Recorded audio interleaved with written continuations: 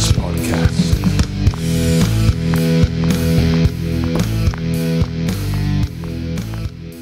Hi, and welcome to this week's episode hosted by Gray and Mark Law of St John's Health and Fitness and Mark Elm of Leeds Beckett University, where we take training theory and science onto the gym floor.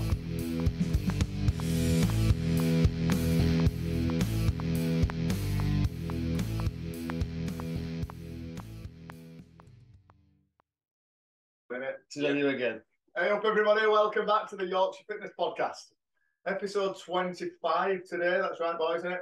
Yeah. We're just saying, we're pretty sure it is. We've missed a week, we have actually missed a week. Yeah, missed a week, yeah. Busy lives, so school holidays are here. So this is what's kind of pushed us into this topic, because it is school holidays. We've all got kids, as lives are a bit crazy anyway, so being at home and holidays have come up and stuff like that, so it was a bit chaotic last week, so we actually missed an episode. So we're here, we are back again, and we're going to discuss holidays.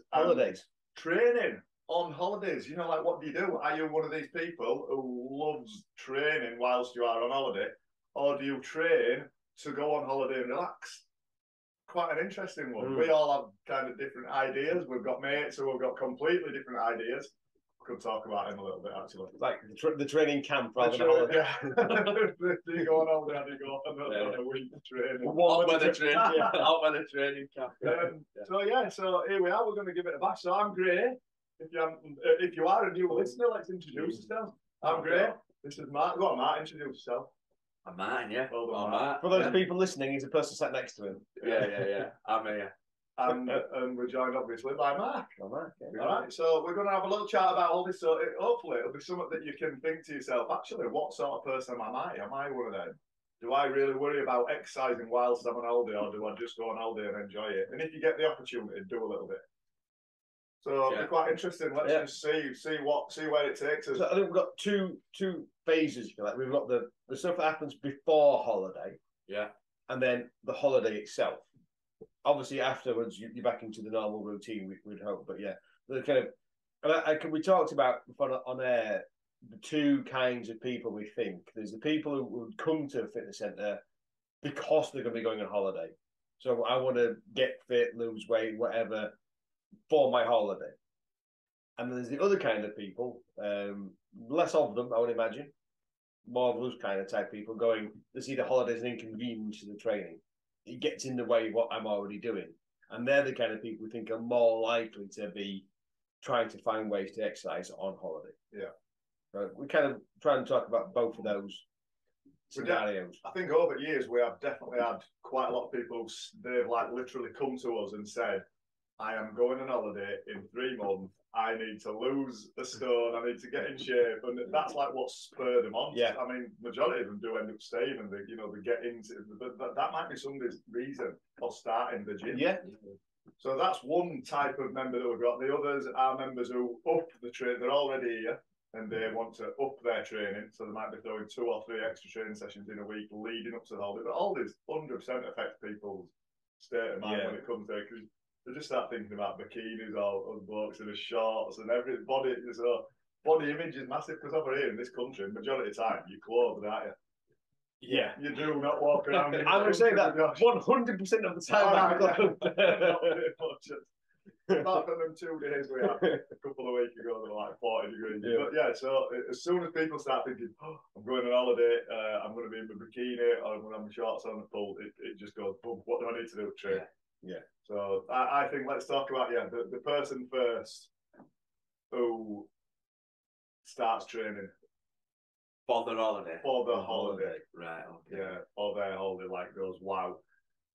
Yeah. My personal opinion on that is they are the people who like, because as we're younger, we get away with stuff, don't we? We spoke about it, haven't we, a little bit? Training as training as at an older age, podcast work covered it. Yeah. When you're in your prime, let's say, when you're in your 20s and you're busy and you're moving more and you're probably growing, you can get away with a lot more, can't you? Mm-hmm. You can probably get away with eating a little bit more, training less. When you get older and as muscles start to wear a little bit, you've got a bit smarter, haven't you? We all talk about that. So I think it always, the ones who come to do that are the ones who are that little bit older, and we've gone through them few years of being able to do what they want and go on holiday and be quite happy with themselves. And then they hit an age, let's say 30s maybe. Sure, the kids fall into it and all that, don't they? They've had kids, Had whether kids, yeah. like a woman who's had kids and they're more conscious, or the bloke when they've got kids and they've got young kids, and then like you're saying now, your time for training is limited, isn't it? Yeah. You know, you've got 2 young kids. It's not, Yeah, not but always time, it's energy to train as well. Like I say, you can't be bothered, can you? No. You can't be I bothered. cannot be It's like bothered. mentally, you're just not there, are you, to do it? Yeah. When kids are at a certain age, you've got to push yourself pretty hard to get your ass going. So I think that's a massive part of it. I think it falls into that kids category, mate. I think that's a massive part of it, that. But for how it affects your training. And then probably how much more conscious you are, maybe. I mean, dad bod. Dad bod. They don't create a term called dad bod. I'm owning that, the dad bod. I'm owning the dad bod. There's not a it's not a saying for is it? So that's the thing, I think. So like you said, they come and they train for the other. But then the other side of it is then what about the ones then who, when they go on holiday and then they come back and they just fall off wagging the train altogether for a bit, and then it takes them a good bit then before they come back, which that does happen sometimes because they go all out. I think probably a bit relatable to John Eaton. Yeah.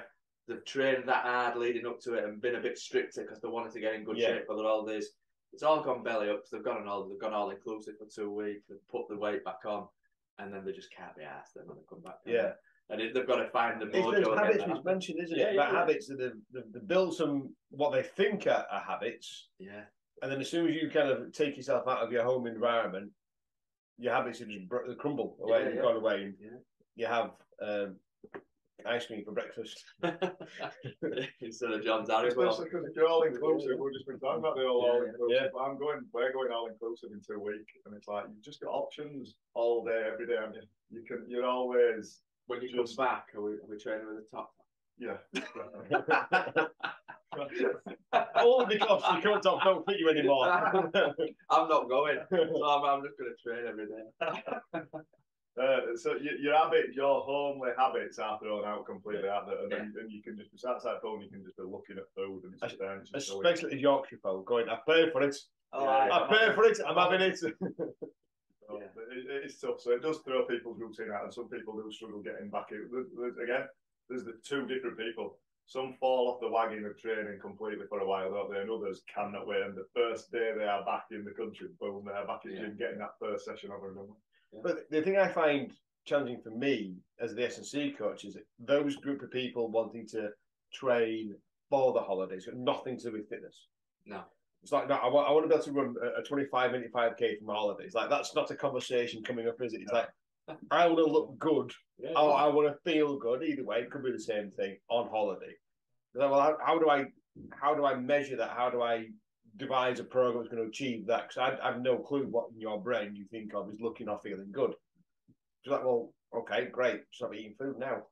Yeah. That's reality. It's all about body composition and body appearance, and I find that it's a difficult thing to get. And like, how do I know that you're going to get the effect that you want from us in the gym when you go on holiday?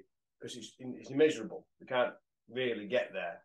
No. We can lose a percent here or a percent there. You can gain a bit of muscle here, a bit of muscle there, but it's all that kind of psychology. I think it is psychology. I think if you've gone into going up to your holiday, though, I think if you've upped your training and you've trained 3 and 4 times a week instead of once and twice, I think just mentally people feel better in themselves. Because they think that they've done more. They think that because you automatically feel you're in better shape. The more you're training, like the more you feel the better shape you feel. You'll know yourself when you're training and you get a good run together where you're consistent with it. You'll feel you might not look that much different, but you'll feel a lot better. Don't look anything. Like I've said that sometimes I miss training for a little bit and I just feel crap. I feel like a little bit, and I think, oh God. And when you look realistically, you've hardly changed. I think that's going to feed into that's your psychology. Exercise and holiday problem. Yeah, it's entirely psychological.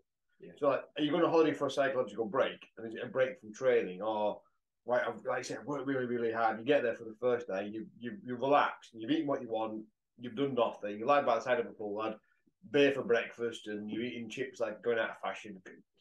Why not? It's there. It's on holiday. Yeah. And then those gremlins reappear, going, I've undone in one day the 6 weeks of hard work I've just put in. And you either wake up the next day going, oh, sorry, I've got 2 weeks of this, why not embrace it? Or the gremlins reappear and go, well, I don't feel very good now because I've literally in one day undone 6 weeks of work, 8 weeks of work, whatever long it's been, and now have this desire to go back and train.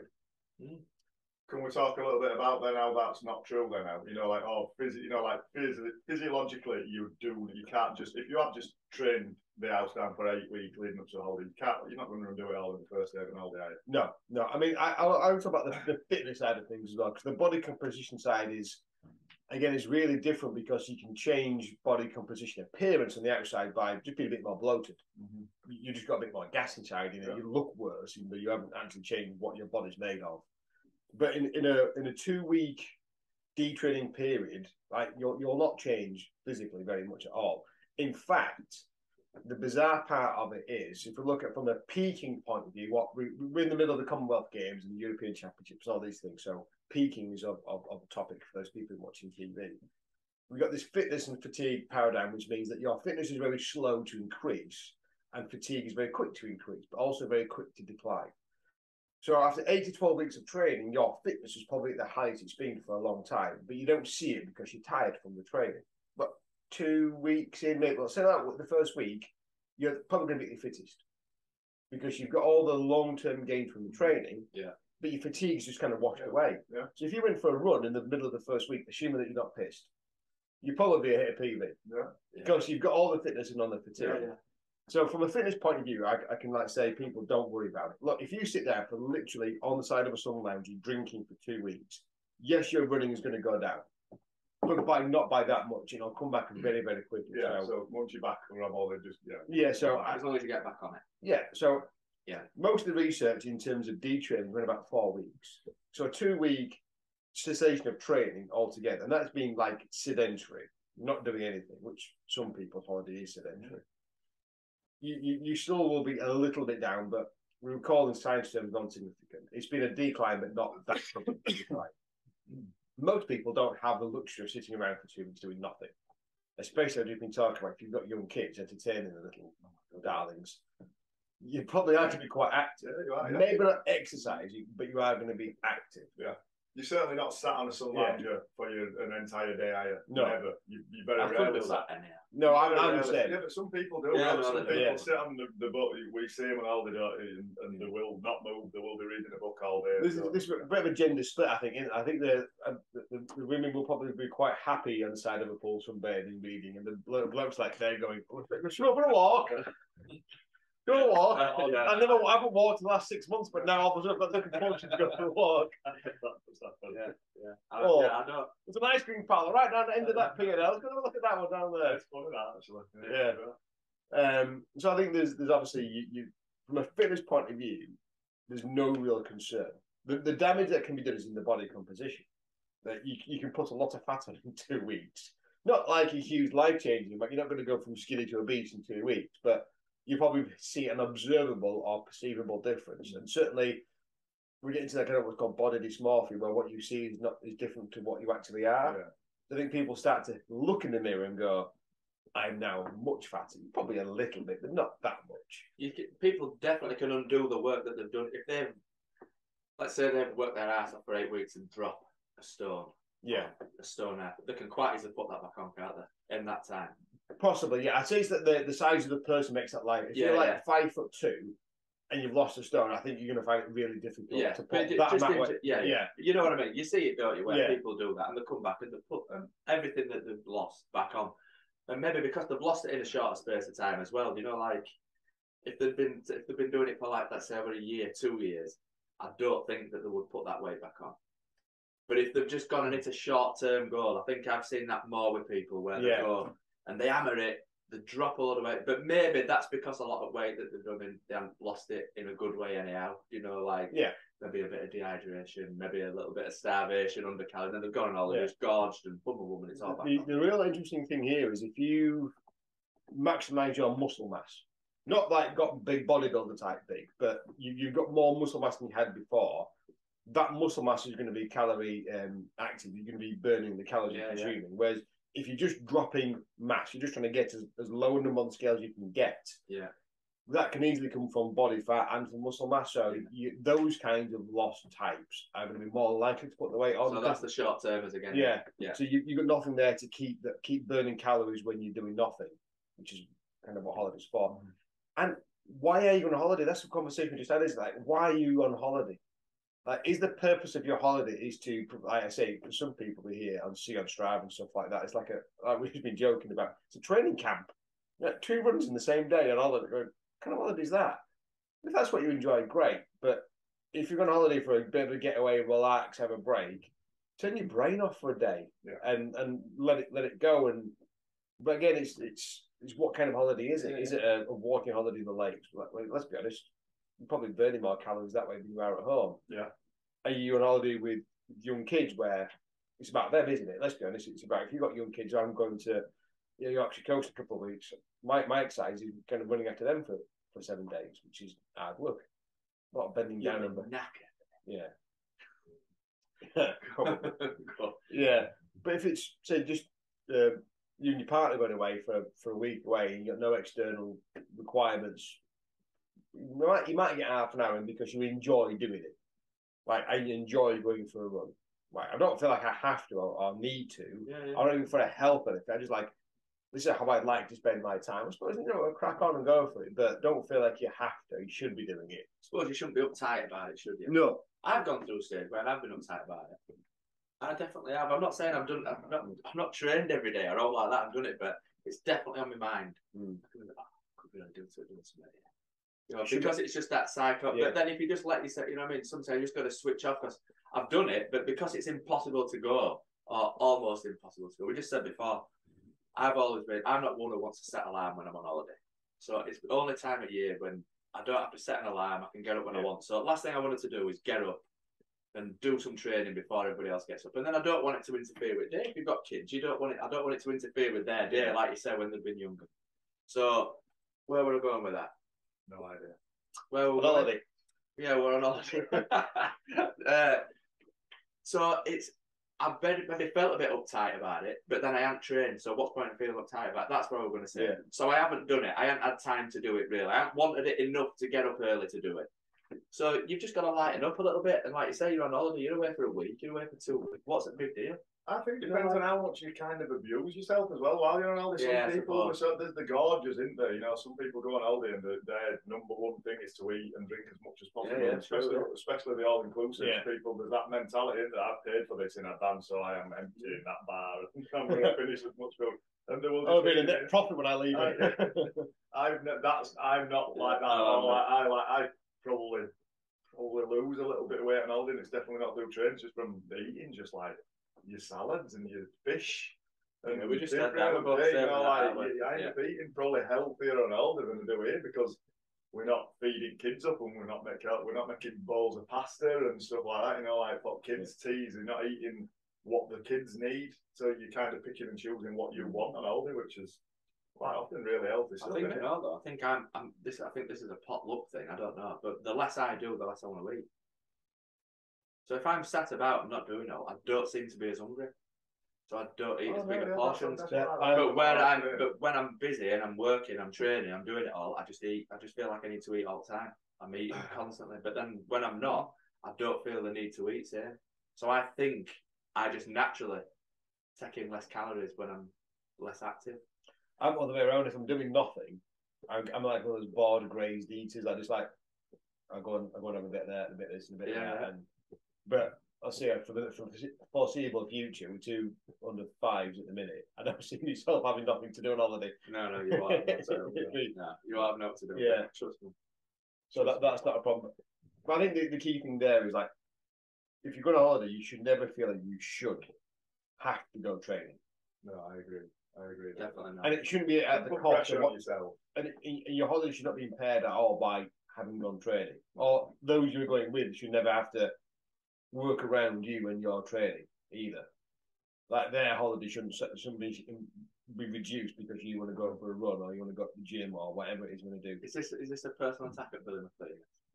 I don't know. Really makes his name, but Billy, yes. Billy starts switching off when you're on holiday. We've been watching Amstrad. The question is, has he chosen to go for a run? Or has he been kicked out? You know, you're absolutely right. You're never at home this amount of time. Piss off and go for a run, will you? I'm going to have to phone him and tell him. So Listen to him while you're out pulled. So top and bottom of it is you've got to like going on holiday is a bit like how it's up. It's like the moderation thing, isn't it? You're going on holiday, all right. You're going on holiday to relax and enjoy yourself, and you don't have to go on holiday thinking I must train because I've got to keep my fitness level. If I don't train for this week or 2 weeks, I'm going to lose all the gains that I've made leading up to the holiday. You're not, are you? You're not going to lose them that much. Unrepairable down. It's quite quick to get back into training. Hey, other side of it, depends how many times you go on holiday. Yeah, there is that. Hey, we Yorkshire, we've got on holiday once. Yeah. There's Mark Graham, are you listening? Yeah, Mark Graham's never in country. Oh, every time he comes back, I've got to hit it hard now, man, because I'm going on holiday again in 6 weeks or whatever it is. He says, well, you've got that as well. You know, like. So you've got to be there, I suppose. You're going on holiday. We're not counting for podcast, have we? You go on holiday a lot. It's like that with weekends, isn't it? With your weekends catch up, and I don't drink Monday to Thursday. I'm all right. You know, but you're Mark again. If you're having it whole weekend, you will do a lot of damage, don't you, in that time? So it depends how often you go on holiday as well, doesn't it? Yeah. Once a year, a couple of weeks, no big deal, is it? 4 times a year. 4 times a year. 4 weeks at a time. You ain't shit. You need one with the training caps. I'll let you down for that. Yeah. 80-20 rule. 80-20 in everything. Again, I suppose that's the other thing. Is like if you're going to go on all inclusive, and you're going for 2 weeks, and you know what it is you're going to be doing, fine. I've no problem with that, but earn it before you get there. Like going right, I'm going away for 2 weeks, so great. I'm not going to even think about exercise or training or getting on the scales or anything like that. But earn that break. Yeah. Earn the break and then come back and start again. Yeah, definitely. That's what I'm planning on doing. I'm going to earn my break. Because I'm going on holiday with some other people who like a drink. It's like, oh. Yeah, he's in shit this year. I'm going to need an holiday to recover from this holiday. He hasn't got me as his life jacket. He got, oh no, me and I might have done. we don't want one. He's just going to be dragged along with side. I'll just have to pretend I'm asleep. You're going to be pretending. He's going to be dragged along. That's what I'm having enough. I'm home before pints and done for. I'm still in the airport. I know. He's going to be dragged along. I'm getting nervous about it. You're going to like it rapid. Just like on that, the holiday pints. Like, no matter what time of day it is you arrive in the airport, there's somebody having the holiday pint. Like, it's 4:30 in the morning. Have a pint. Yeah. I would listen. I wouldn't do it if it was just us 4. And when I say us 4, I mean me and the kids. I wouldn't be thinking, I need to have a pint. But when we've gone away and there's me and you will go. That's good. Yeah. When you're in a group, let's have a beer. You know what I mean? And you do it then. But I wouldn't do it. Just the start of the holiday. Yeah, I wouldn't do it then. I like that one when you first get there. Mate. That's a nice pint. You know? First one, it's up. Pint Haveta Dorada. Just first pint in the sun. But anyhow, never mind. I'm not going. So, I'll just. No. I'm not going. So never mind. But I'll get over it. So does that cover it? Does that cover that pretty much? It was pretty simple one to cover on it. So if you've been listening, what type of person are you? Get in touch. Let us know. That'd be quite interesting. And leave your kids at home. Yeah. Or don't. Just put it in just in case you feel like it. Yeah. If a time arises and it's there and you've got time to go, that's what we said when we'd gone. We never, what can you say? We never ruined anybody's day by it, did we? But if we're together. You're making somebody's day by not. Yeah. If we're up early enough and we're sat about and we're having a coffee or whatever, we'll say, come on, we'll go for runs. So take your stuff, but don't beat yourself up if it's still in case when you get back. Oh. I think that's the thing. The amount of time you're taking your sports getting a holiday just for a trip around the world. It's got some air miles. but no, it never touched foreign soil. So that's our motto. So I know I'm that, but I think we've all pretty much established what sort of people we are. I will put my trainers in. I will put a bit of training in, like one set of training. I'll put a pair of shorts in. I'll have vets and stuff anyway. I'll put my running trainers in, and if the opportunity arises where I think I can just, I'll go do a bit, but I won't be forcing myself. It proves this. When we went to Cornwall, we took his trainers. If we were going to train, we were going to run on all of it. We were going to do quite a bit. How many times did we go? We just ended up too busy, didn't we? Like I said, the holiday was just a very busy, active holiday with kids up in the morning, weren't we, and beach, and we just never got a chance. We did one run, one about half an hour. I don't think we made a sense of it. No, not at all. Because you enjoyed. You were tired. You felt like you were really active anyway, didn't you? Because we were just out and about all day. Yeah.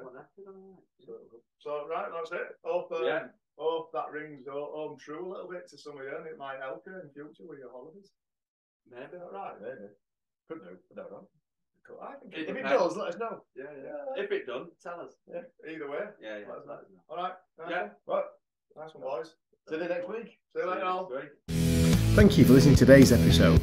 If you liked the episode, we'd like you to share with us that on YouTube, Instagram and Twitter. You can listen again on Spotify and Apple Podcasts. Please leave us a rating and a review, and any comments would be more than appreciated. And hopefully you'll tune back next time for our next episode.